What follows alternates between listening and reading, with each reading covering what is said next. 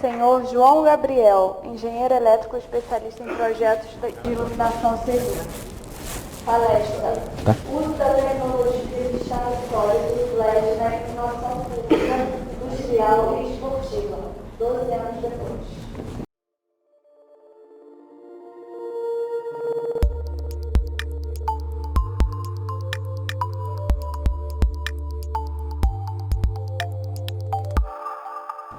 Boa tarde, pessoal. É um prazer estar aqui de novo no CEPEL. Eu queria agradecer o convite da Alessandra. Eu vou falar vou mostrar uma visão um pouco diferente do que a gente viu até agora, né? Até agora a gente está ouvindo muito a palavra da academia, a palavra do governo, através de metro. Eu vou falar um pouco de uma parte mais prática, mas dentro da minha experiência de projeto. E eu combinei com a Alessandra que eu ia fazer justamente uma coisa. Eu ia começar a minha apresentação exatamente falando de uma apresentação que eu fiz quando eu era ainda funcionário da CEMIG, há 12 anos atrás, no seminário organizado pelo Procel, né? Está ali o nosso amigo do Procel aí, né? 12 anos atrás a gente estava começando a estudar, a conhecer um pouco sobre o LED, sobre a utilização do LED na iluminação pública. E vou também passar alguns casos aqui da utilização do LED na iluminação industrial e na iluminação esportiva. Então, o meu foco aqui é tentar levar mais para casos de experiências nossas com relação à parte de projeto. Hoje eu não trabalho na CEMIG mais, eu tenho uma empresa que é o Ceilux, onde a gente trabalha a parte de treinamento, a gente dá treinamento na área de iluminação e a gente elabora também projetos de iluminação. Eu separei alguns slides, eu não vou falar de todos, né? Mas uma das coisas que a gente gostaria de conversar com relação à eficácia, né? Naquele momento, lá 12 anos atrás, esse slide aqui faz uma referência de 2005, né? Na verdade, a gente falava de eficiência aí do produto, de eficácia do produto em torno de 100 lumens por watt. E só mais uma coisinha, essa apresentação eu vou disponibilizar para todo mundo que quiser fazer o download dessa apresentação, eu vou deixar disponível lá na nossa página, todo mundo pode fazer o download dessa apresentação, não precisa de copiar. E hoje, como é que está essa questão? O professor Isaac já falou alguma coisa, mas nós já estamos chegando aí na faixa de 250 lumens por watt, né? Esse foi um dispositivo fabricado pela Nishia, um de baixa potência, um small chip LED, e sendo que a máxima eficácia teórica para os LEDs é de 300 lumens por watt. Lá atrás falávamos em 400, 500, mas hoje já sabemos que a máxima eficácia teórica para o LED é de 300 lumens por watt. Os fabricantes, pelo menos os maiores, continuam os mesmos, os fabricantes do chip LED, e temos aí os fabricantes também da lente. Uma coisa que a gente viu é que essa ótica secundária era muito importante. Naquele momento a gente entendeu a importância dessa ótica secundária para termos uma fotometria adequada ao nosso projeto, mas hoje uma novidade é o aparecimento das luminárias sem ótica, né? Isso aí é uma luminária que você liga, ela praticamente joga a luz a 120 graus. E isso para as prefeituras, no caso da iluminação pública, eventualmente pode ser um chamariz muito grande. Porque uma luminária sem ótica, efetivamente, é uma luminária muito mais barata. Mas, a que preço, né? É o que a gente vê muito aí no mercado. Falávamos naquele momento que a iluminação a LED estava nos carros caríssimos, né? Nos modelos top de linha, isso lá naquela época, e a gente apresentou também uma utilização do LED para sinalização da luz de freio. Hoje nós já temos as luzes de dia, né, com LED em carros, inclusive carros no modelo popular. A iluminação de fachada e monumentos, nós apresentamos esse caso que foi um dos primeiros, se não o primeiro projeto de iluminação com LED no Brasil, num casarão histórico no município de Minas Novas, no interior de Minas Gerais. E hoje todos os projetos de iluminação de fachada são a LED. A gente não utiliza outra fonte de luz que não seja o LED para fazer os projetos de iluminação de fachadas e monumentos.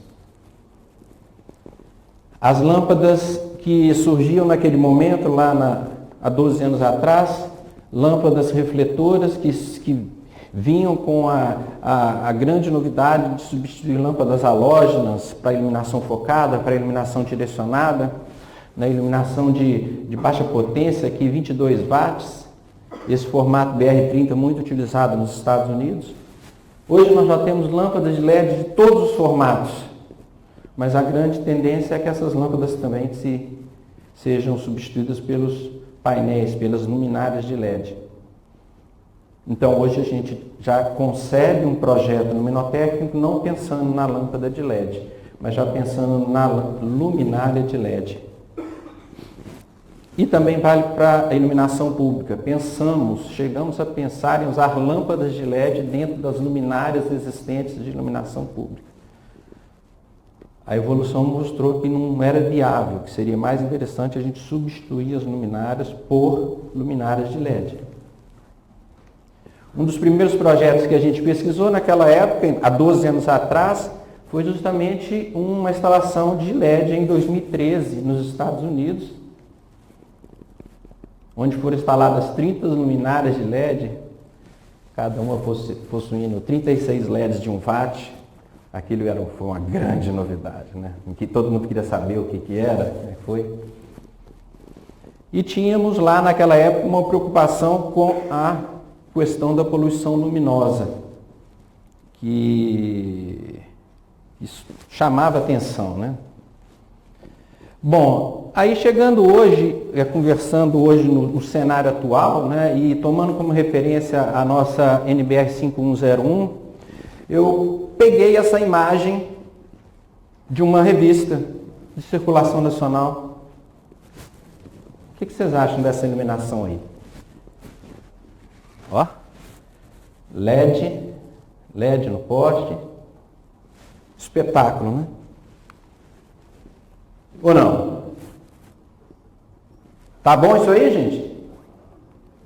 Ou a gente nunca leu a NBR 5101? Qual que é a influência dessa iluminação na poluição luminosa que eu acabei de mostrar anteriormente? E aí a gente começa a ver que importância que cada vez mais os cálculos têm no processo de elaboração de um projeto de iluminação. Então não é simplesmente trocar uma luminária lá, como a vapor de sódio de 70, de 100, de 150, por uma luminária de LED de 50 watts, 70 watts. Aqui nós temos duas luminárias com potências bastante similares, mas olha o resultado em termos de tanto de luminância média quanto de uniformidade. Certamente a luminária ali da minha direita, ela não tem nenhum tipo de fotometria adequada ao uso numa iluminação pública. Enquanto a luminária da esquerda te proporciona um resultado final muito melhor. Agora, o mais importante é o seguinte, se a gente olhar esse número bem pequenininho aqui, ó, a relação entre a média e a mínima deve estar em torno de 0,6.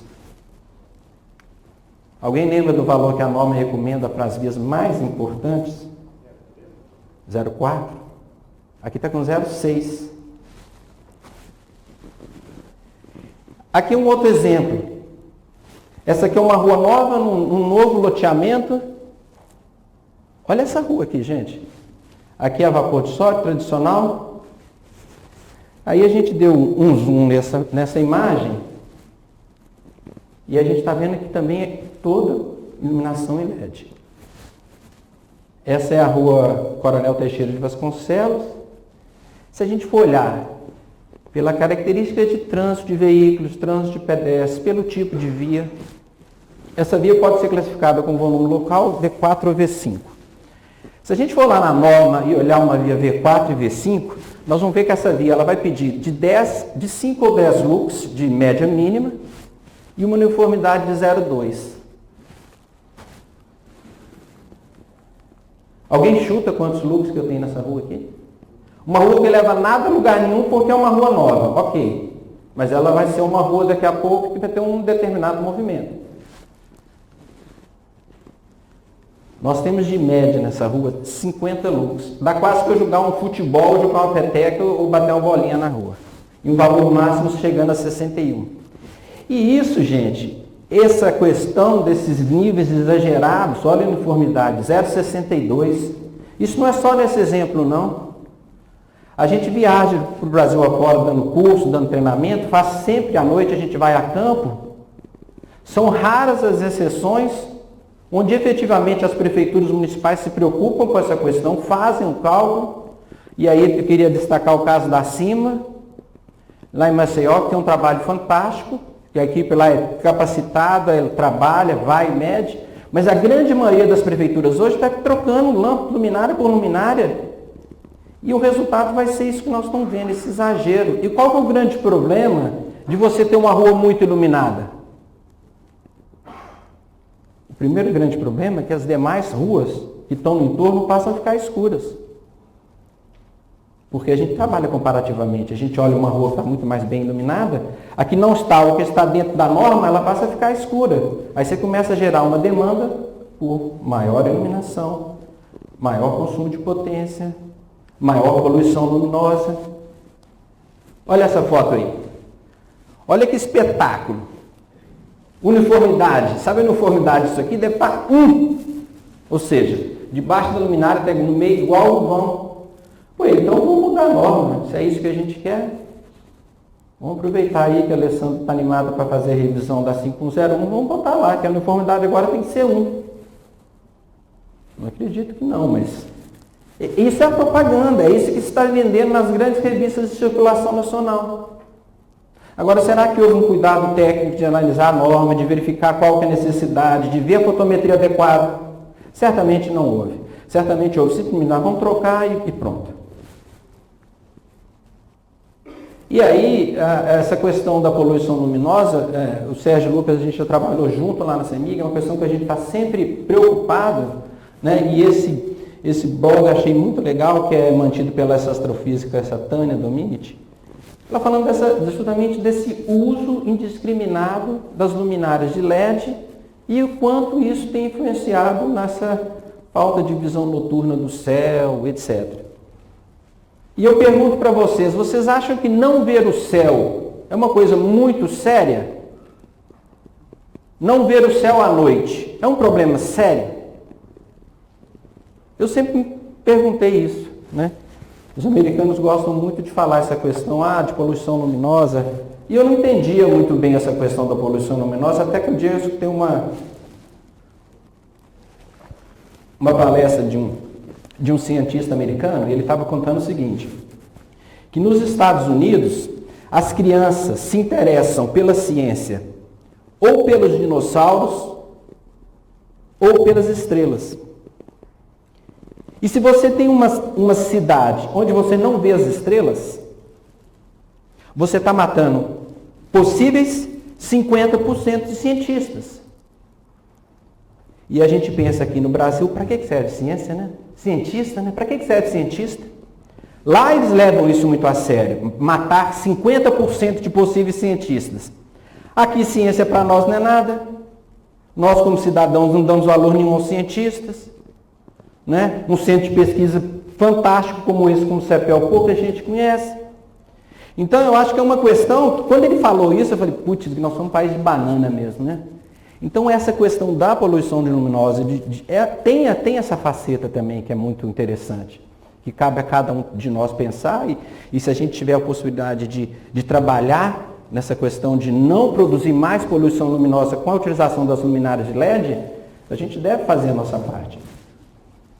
Então essa foi uma questão, e aí a gente começa a ver alguns casos no mundo inteiro, né? Aquela troca indiscriminada de luminárias por LED, aqui a questão da direcionalidade da luz, né? O LED ele tem uma direcionalidade muito grande, e essa questão, então a gente tem um exemplo aqui, a simulação que a gente fez no Dialux, dá uma olhada aqui, essa situação. Olha a sombra que eu tenho, e agora com uma leve inclinação das luminárias, olha o que acontece.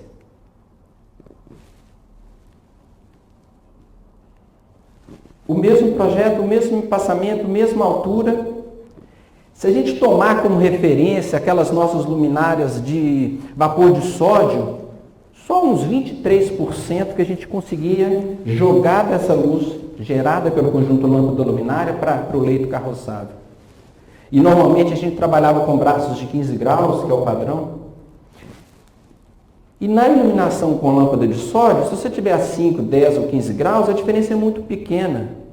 Mas se a gente comparar a mesma solução com lâmpada de LED, olha como é a diferença da luz direcionada produzida pelo LED. Ou seja, a questão não é simplesmente eu tirar uma luminária que está num braço num suporte a 15 graus e trocar e botar uma lâmpada, uma luminária de LED naquela mesma angulação, porque são produtos completamente diferentes. A luminária de LED ela é muito mais direcionável, você consegue jogar a luz exatamente aonde você quer, reduzindo inclusive a questão da luz intrusiva, que foi essa matéria que saiu no New York Times lá no Brooklyn, em Nova York, onde eles substituíram, né? O pessoal começou a reclamar.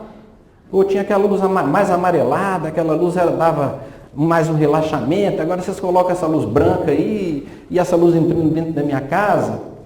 E nessa matéria do New York Times, eles falam uma coisa que realmente eu concordo. A gente ainda tem muito que aprender sobre o uso das luminárias LED. Né? O professor Isaac levantou hoje, no começo da manhã, quanta coisa ainda que a gente precisa conhecer, que a gente precisa discutir. Na verdade, ele fala uma coisa muito importante, ele está tendo que estudar tudo de novo. E todo mundo que trabalha nessa área sabe que nós temos que jogar tudo, que agora a gente tem que saber de bits e bytes. Não é mais de fluxo luminoso, de lumens e de candelas, não. Agora nós temos que saber de bits e bytes. Um caso muito bacana também com o patrocínio aí da Eletrobras, do Procel. Tem alguém aqui da Federal de Juiz de Fora? O professor Henrique ele desenvolveu um trabalho muito legal, que foi uma das primeiras instalações de LED, de luminárias LED, dentro de uma universidade. E ele, com a equipe de estudantes dele, ele foi monitorando o que estava acontecendo com essas luminárias. Então, eles fizeram uma instalação em 2009 de 44 luminárias de LED e, durante um período, eles foram monitorando possíveis defeitos que aconteceram na luminária ou na iluminação. E eles viram o seguinte, que das 44 luminárias, 6 apresentaram algum tipo de defeito logo no começo. Não estou falando em 50 mil horas, não. Eu estou falando nos primeiros anos. E esses defeitos tiveram que ser acionada a equipe de manutenção para verificar qual que era o defeito que ocorria. E a maior parte dos defeitos foi gerados ou por possíveis erros no momento da instalação ou conexões internas que se desconectaram por conta da vibração natural da luminária. Isso é uma pergunta. Então, a luminária vai apresentar defeito. E um dos defeitos que essas luminárias apresentaram foi mau contato. E um outro defeito foi descarga atmosférica, e aí o varistor atuando. Inclusive, esse trabalho sugere algum tipo de facilidade para trocar o varistor, uma vez que isso foi um defeito muito recorrente. Eu achei interessante que foi o primeiro trabalho científico que eu vi no Brasil, levantando que tipo de defeito, ou se as luminárias de LED têm durado 50 mil horas mesmo, né? Ou não. Outra coisa interessante, também nessa visão mais prática, né, de mercado, de uso da iluminação a LED, foi a portaria 20. Eu não vou descer muito a detalhe, porque amanhã certamente nós vamos falar mais sobre ela, mas a portaria 20 fala realmente da questão de desempenho e segurança e já traça lá uma meta em 18 meses, todas as luminárias deverão estar em conformidade com essa RTQ. Ela tem 2 anexos, um vale para luminárias com lâmpadas de descarga e o segundo anexo com tecnologia LED. E aí eu queria tentar marcar alguma coisa que eu achei importante. Ele já trata da questão da etiquetagem, mas uma coisa que eu sinto muita falta na prática, que a gente pode ver como que a gente vai resolver, é essa questão de você identificar do piso, olhando para a luminária, que luminária é aquela. Então, quem já trabalhou com levantamento de campo, antigamente você olhava para a luminária, você sabia que aquela luminária estava com uma lâmpada de sódio ou de mercúrio, ou você tinha uma cor diferente no reator, no balastro, ou de noite você passava ali e você identificava, aquele é um vapor de sódio. Hoje, com a luminária de LED, você então tem a etiqueta, mas você debaixo da rua você não consegue saber se aquela luminária é de potência de 50 watts, se tem 6.000 lumens. Então, uma coisa interessante para a gente pensar é como essa identificação pode ser vista de quem estiver na rua para um caso de levantamento de campo. A segunda questão é a parte do grau de proteção, né, que já recomenda um grau de proteção de IP66. Eu me lembro que quando a gente implantou o IP66 na CEMIG foi uma conquista, porque não se conhecia nem esse grau de proteção no Brasil.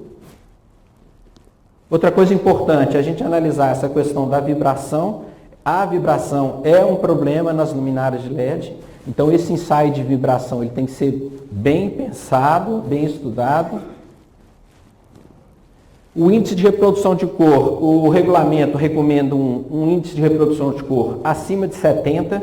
Eu acho que a gente poderia aumentar esse índice, trabalhar com valores maiores, melhores, né? A importância da cidade bem iluminada, a importância das cores bem reproduzidas, isso é indiscutível. E a questão da temperatura de cor, né? Já foi falado hoje de manhã que essa temperatura de cor chegando até 6.500 K realmente não é o melhor. Se a gente conseguisse trabalhar até aí de 2 até 4.500, né? Seria mais interessante. É claro que tudo isso a gente tem que analisar o impacto dessas recomendações no mercado, né? Eu entendo essa questão também. E continuando, a questão da eficiência energética, a eficiência energética, ela está todo dia, ela está subindo muito rápido, né? A minha proposta é que a gente conseguisse fazer uma eficiência já um pouco melhor, subindo um pouco mais esses números, né? Talvez para luminárias mais potentes, nós tivéssemos lâmpadas ou luminárias mais eficientes, né? Trabalhar em essa tabela em termos de potência da luminária, né? Luminárias mais potentes teriam que ser necessariamente mais eficientes. Dois casos práticos. Vamos sair um pouco agora da iluminação de pública, iluminação de ruas, vamos passar um pouco para a iluminação industrial. Eu participei de 2 projetos de iluminação, são 2 galpões industriais, um aqui em Duque de Caxias, aqui próximo, e outro em Belo Horizonte. Esse galpão, o primeiro, é de uma rede de drogarias, e é um galpão muito característico para ser utilizado como centro de distribuição, CD. Quem conhece centro de distribuição sabe que normalmente dentro do centro de distribuição eu tenho esses pallets, que sobem a 12 metros, onde você coloca as mercadorias nesse pallet, e ali no eixo do pallet você tem a luminária. E eles me convidaram lá porque quando eles foram fazer o processo de aquisição das luminárias, eles receberam uma infinidade de propostas. O projeto não foi nosso, nós chegamos lá para trabalhar de uma forma mais de consultoria. E esse projeto, ele pedia uma premissa de um nível de luminância aí em torno de 200 lux, na média, uma uniformidade de 0,45, um nível de ofuscamento abaixo de 25 e um RC e RC acima de 60. Isso está lá na nossa norma Iluminação de Ambientes Internos 8995. Então, essa era a premissa para a análise da iluminação artificial do galpão.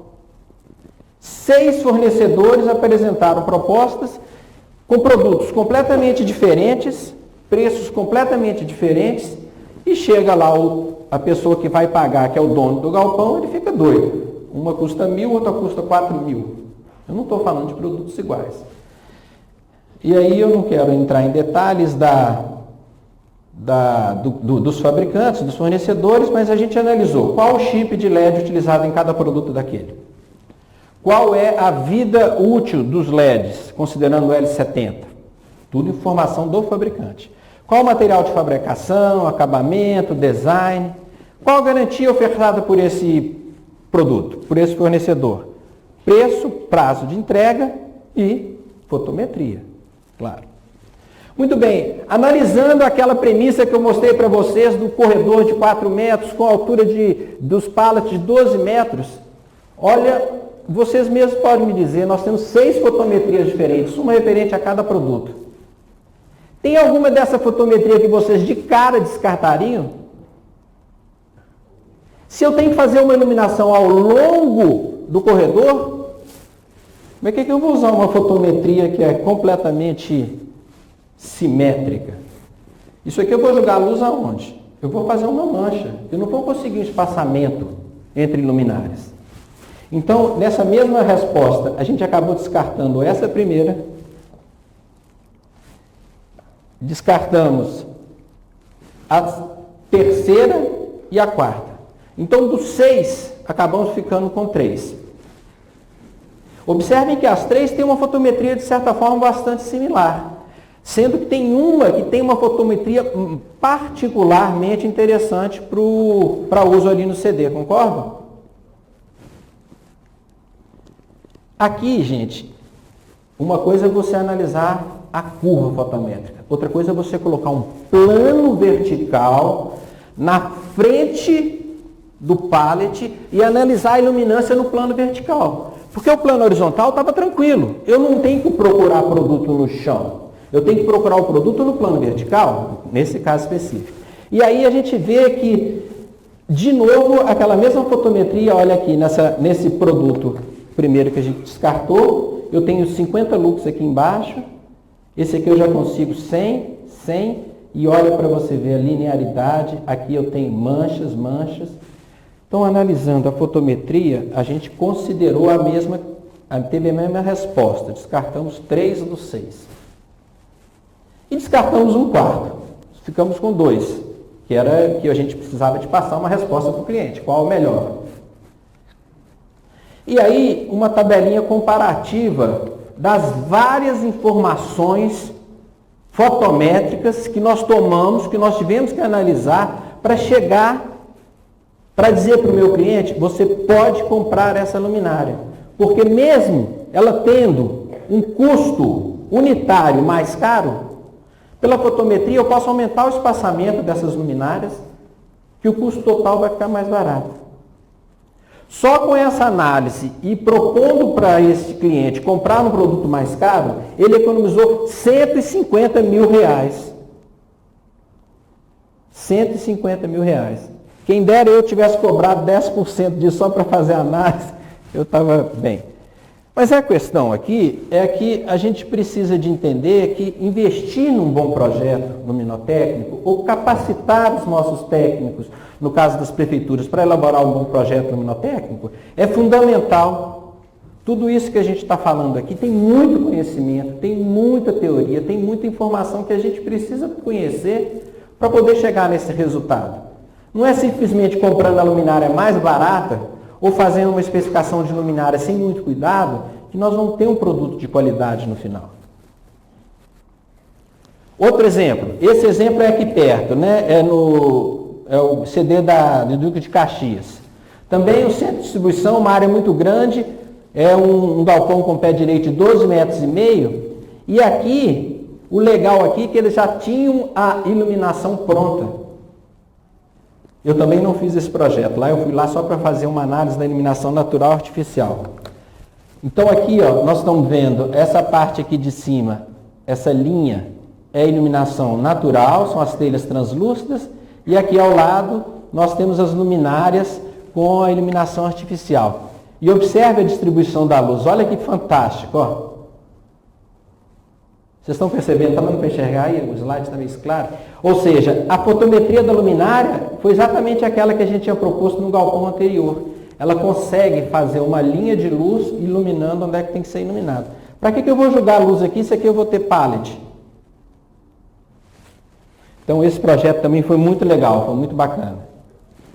Agora é claro que, né, tem sempre alguns probleminhas. Esse foi um probleminha que a gente identificou. Para iluminar a parte superior da entrada do galpão, dos caminhões, se utilizou um determinado tipo de solução de iluminação, e essa luminária estava iluminando muito mais o telhado do que efetivamente a área em frente.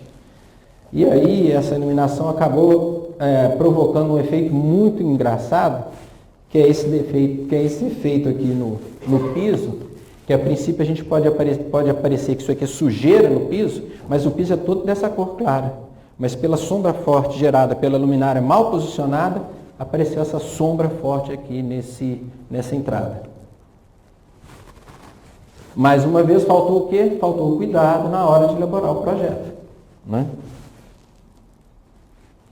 Esse é um outro caso muito legal. Então agora nós já estamos indo para o terceiro, que é a parte de iluminação esportiva.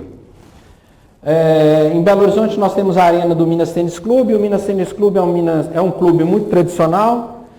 Vocês devem ter visto aí agora no começo do ano a questão do vôlei, né? As meninas do vôlei estavam disputando aí com o Rio de Janeiro. Aqui é o clube e aqui nós temos a arena, onde nós temos o pessoal do time tanto de vôlei masculino e feminino, onde eles treinam e jogam, o basquete e o futebol de salão. E o que aconteceu nesse clube?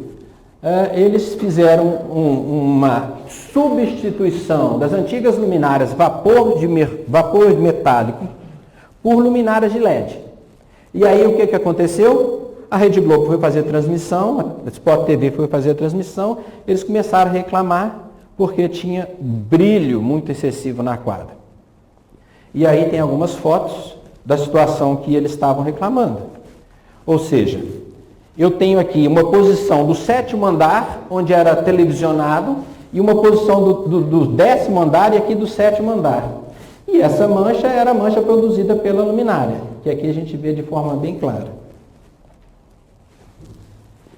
Eu resolvi analisar a questão, olhando a televisão. Em vez de olhar lá em loco, eu fui ver a televisão. Como é que isso aparece na televisão? E a gente percebeu que a câmera que era posicionada atrás, ela não pegava nada. A imagem estava clara, perfeita, sem brilho nenhum. Mas a câmera que estava no 3º ou no 7º ou no 10º andar, pegava todo o brilho.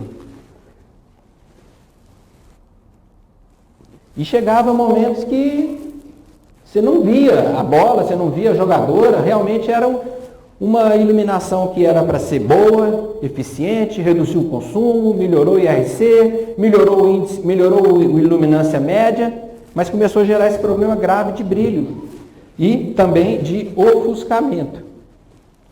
De novo, agora essa iluminação antes aqui era vista pela televisão, aqui ao vivo, já sem a quadra de vôlei montada.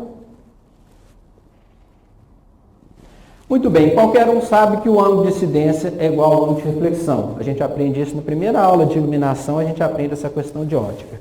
E se a gente for analisar, já falamos das normas da Inglaterra, a gente analisando uma questão muito simples. O posicionamento da câmera, ele é fixo, ele tem uma determinada altura, 1,5 m, 1,60 m. E se a minha luminária estiver em determinada posição, eu vou ter o reflexo e o brilho. Se ela estiver em outra posição, eu não vou ter esse reflexo e brilho.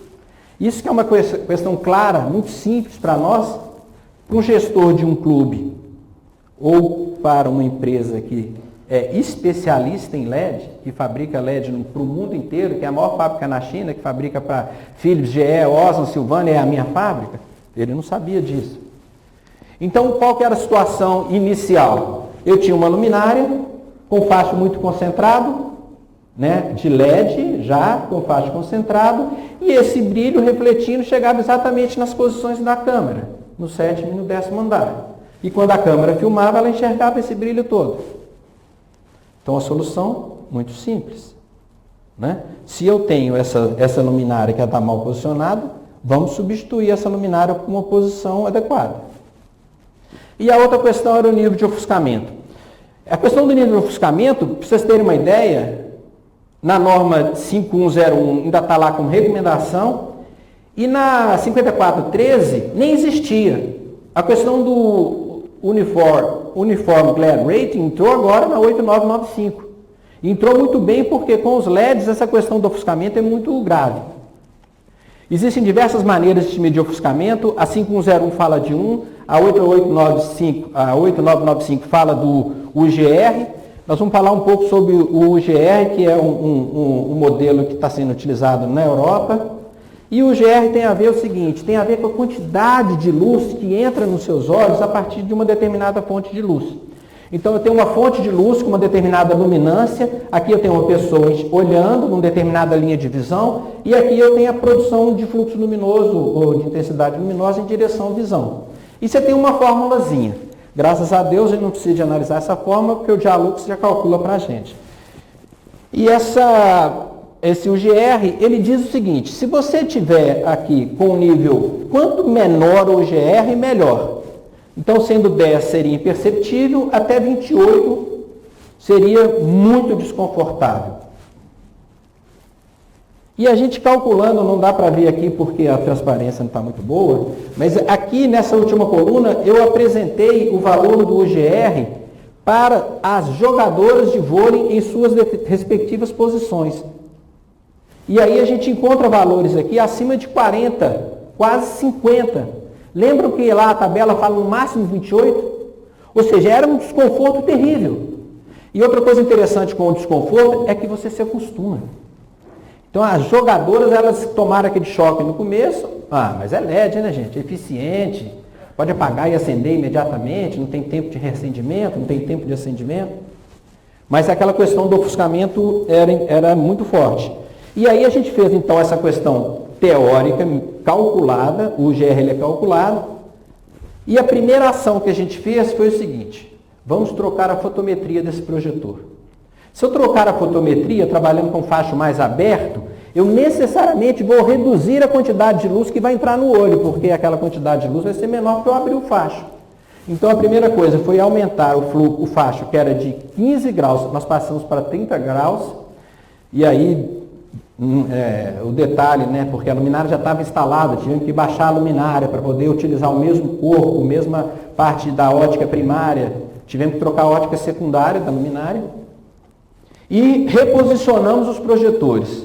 Inclusive conseguimos reduzir a quantidade, eram 28 projetores, passando para 26 projetores.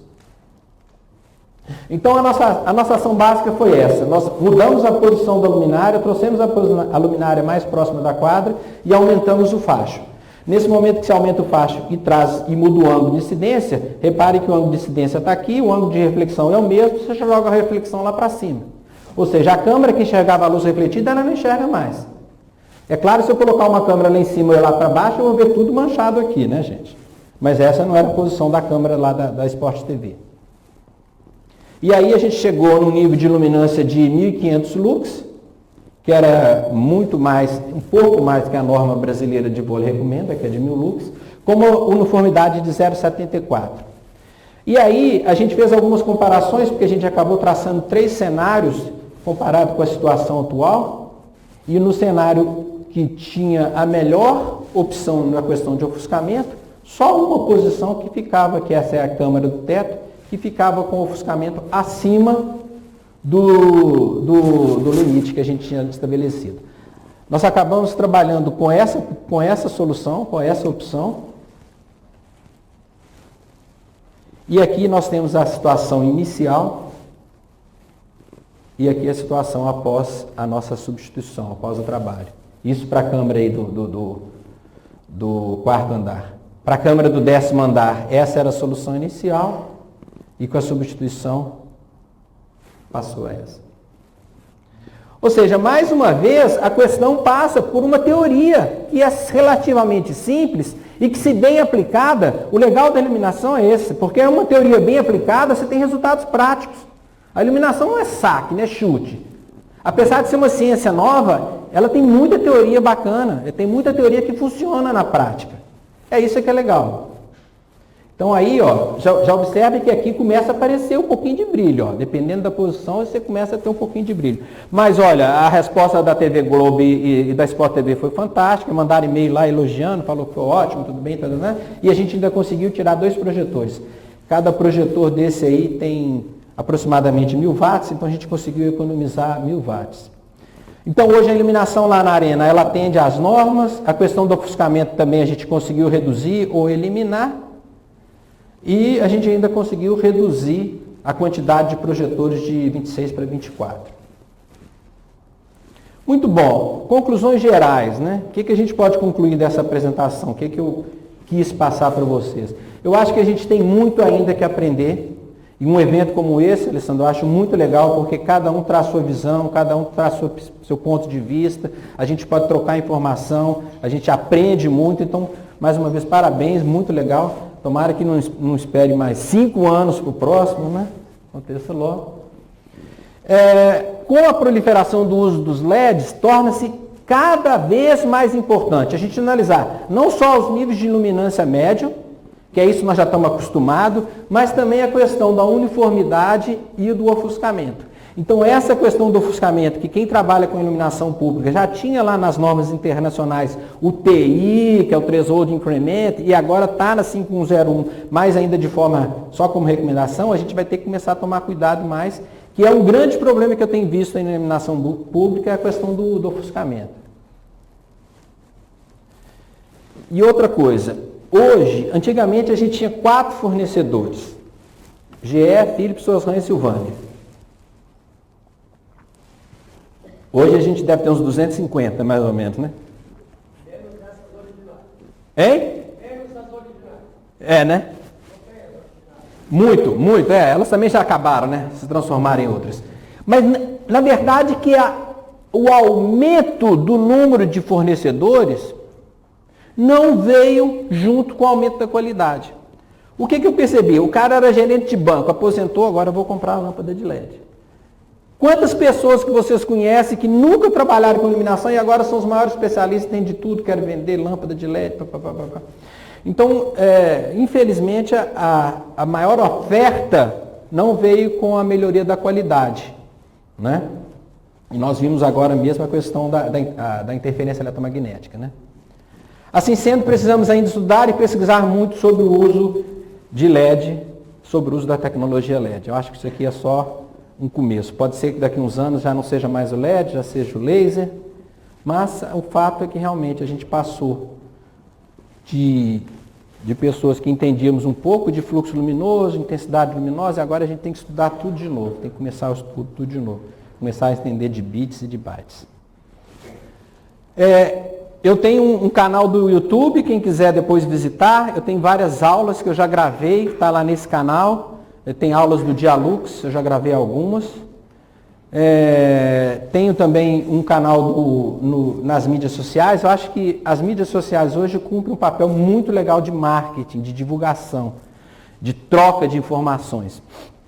Então, e tem também o canal no Facebook. Lá no Facebook vai ter essa palestra que a gente acabou de fazer aqui, ela já está rolando ao vivo e vai ficar lá, quem quiser assistir. E o nosso site, a gente tem alguns cursos que a gente ministra de forma tanto presencial quanto online, que se eu pudesse viver da aula, eu viveria, mas a vida de professor é muito difícil, né, Isaac? Viaja-se muito e ganha-se muito pouco, né? Trabalha-se muito. Mas lá na nossa página a gente tem uma série de módulos de cursos que estão disponíveis, inclusive de forma online, para vocês. Está aí meu contato, muito obrigado.